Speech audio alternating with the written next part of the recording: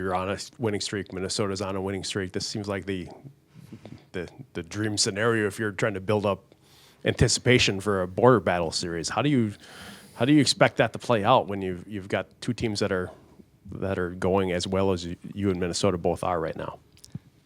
It's not the first time this has happened.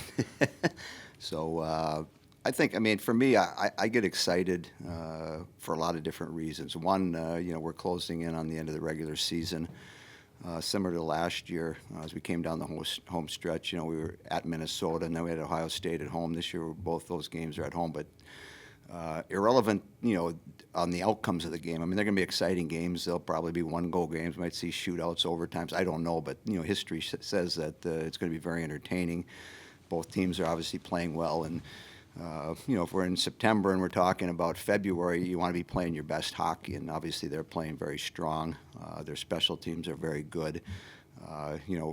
We've gotten comfortable in managing what we've been able to do, especially the last 8 games, and so now we're in a position where you can see really the light at the end of the tunnel.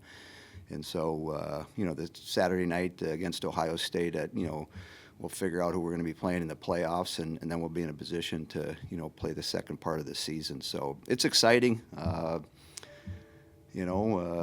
We weren't too far from where the Mississippi, starts. And then the first town it comes through is Bemidji, right? So I had so much walleye, I was going to swim home instead of flying home. So it was one of those weekends. It was a great weekend and lots of fun, and enjoyed it. And so the players, they're locked in. I'm sure Minnesota's going to be locked in. And so when they drop the puck Friday night at 7, it's like, it'll be fun. And this is what they spend the summers working out. This is why we practice, to have these type of weekends, especially late in the season. When you talk about the win streak, obviously Minnesota's the last loss there. So how much do you look back to that this week, or talk back to that and use talking points going into the weekend series? Well, you reflect on it. Obviously, teams are playing at a different level right now, and that one, when we played right before semester break, seems like it was about 20 years ago. So much has happened between now and then, and so it's more being locked in and paying attention to details, and what is Minnesota's strength? What are we doing well right now? And then it's going to come down to which side can execute and manage the puck better. And obviously special teams this weekend are going to be a big factor. And so all the little things that go into winning a hockey game are going to be right in front of you this weekend. You mentioned earlier that this time of the year you want to be playing your best hockey. How close is this group to be playing their best hockey? We've gotten better. If you watched us play, in October and November, and you look at us now, other than, we're just trying to manage some injuries and try to get healthy as a club, and we're not doing a very good job at that. But, it's a commitment from the players, and, it was no different this past weekend, going up to Bemidji, knowing that, we were going to be tested, and, the practices last week were good. One of the objectives was to try to get off to a fast start, not necessarily score a bunch of goals, but get off to a fast start and play the way we're capable of playing. We were able to do that Friday night. We got rewarded with a bunch of goals early, but those are the little things that you're looking at this time of year, where if you get off to a fast start and you're able to finish strong, chances are you're going to have a chance to win that game. So all those little details and all those practice and all those habits we try to create throughout the year, they just get magnified right now. And so it might be a face-off. It might be somebody blocking a shot. It might be, somebody winning a one-on-one battle that, creates a scoring opportunity for you, or creates a opportunity to defend. So a lot of little things come into the game, and I just hope the players are excited. The place will be packed, the band will be there. It's just the atmosphere you look forward to. And as a player, and when I was a player, you got excited probably a little bit more when you played Minnesota than maybe some of the other teams that you were up against. What do you see in this Minnesota team? Typical? Well, it starts with Murphy. She's leading the country in goals, and she's a game breaker. Her speed is very evident. And she creates chances for herself. She creates chances for her line mates, and so, you're not going to stop her. You have to be able to contain her. And so your awareness, one-on-one situations, and her ability to beat people. And, again, her speed's a factor. It was a factor up there when we played the 2 games up there. she can get a breakaway real quick, and when the puck springs. And so, and obviously they're special teams. I mean, they're leading the league in power plays. Their penalty kills very aggressive, very strong. And so, if you're going to win hockey games, those two areas are really going to help you. In the last 4 or 5 games, it's helped them win some games. And so you have to be conscious of that, and the players have to be aware of it. But like I say, and then, like Todd said, I mean, anytime you win a bunch of games in a row, your confidence is going to be pretty high. So they'll come down here. They've got a bunch of veterans that have played in our building, so it won't be intimidating to them. So at the end of the day, it'll be a great 60 minutes. It might have to go 65. It might go to a shootout. I don't know. We've been down that path with these guys a lot. Yeah, you mentioned how the team has been finding a lot of success recently, and with the team extending to a winning streak of 12 games, what do you attribute that remarkable success to? Well, I think, when our last 8 games, I complimented the team on it yesterday after practice, just paying attention to what we needed to do. And so, it was, when we went to Mankato, it was a good time to go on the road. We had gotten back from Christmas break. We had spent a couple weeks. We played some games at home, but it's always good to get on the road and just stay connected and be together for a 2 or 3 day window. And then, winning all of those 8 games, which isn't easy, instills some confidence in individual players and then collectively as a team. Obviously, the game up in Duluth the second night, a lot of excitement, something that we haven't done in the past. But again, if you're able to do those things and learn from those situations as you go through the rest of the season, it helps you out. And so, but the most important thing is the next one. You can't live on whether you've won 2 in a row, 1 in a row, you've won 8 in a row or 10 in a row. The most important one is the next one, and obviously, you're playing against the top 5 team, and the following weekend you're playing against the number 1 team in the country, so you better be ready.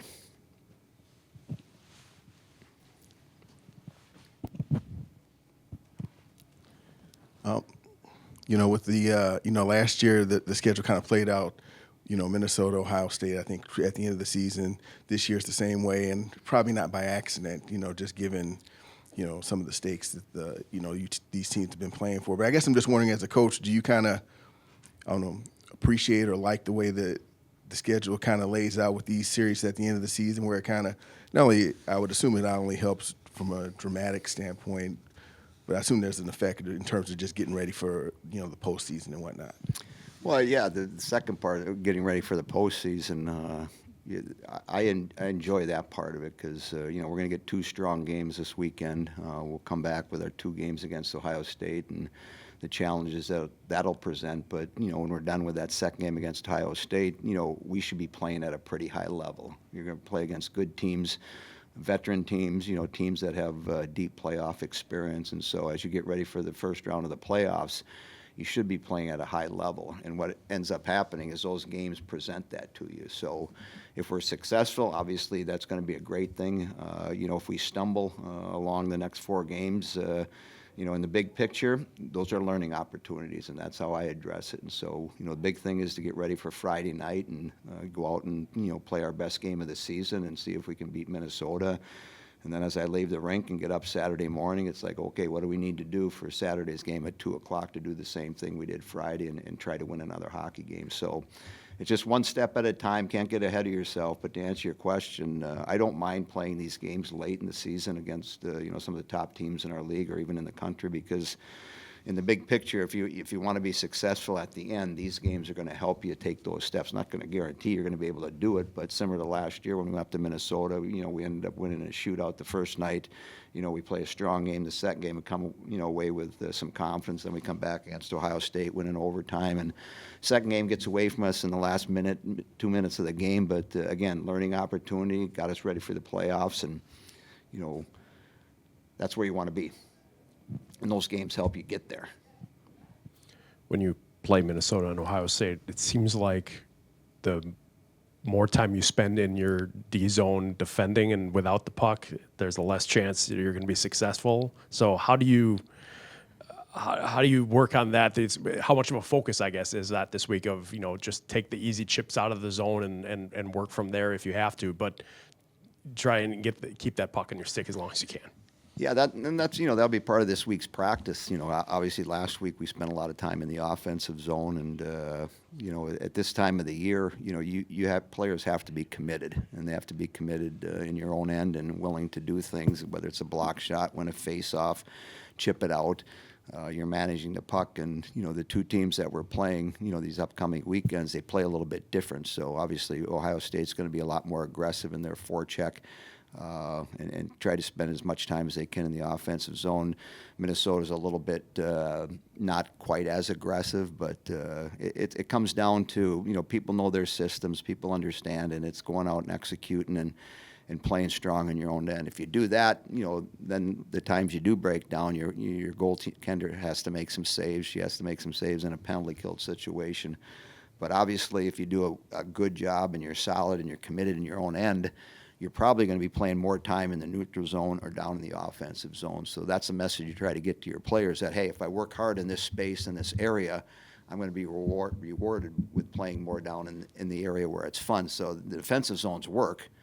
The neutral zone, we're trying to generate speed coming through it, and the fun is playing in the offensive zone. So get that message to your players, and hopefully they can execute it. But there's going to be times where we spend time in our end. And so it's like, everybody doing their job, playing one-on-one strong, getting sticks on pucks, and, not feeling the pressure that, they might score. It's just, play with confidence and play on your toes and be aggressive.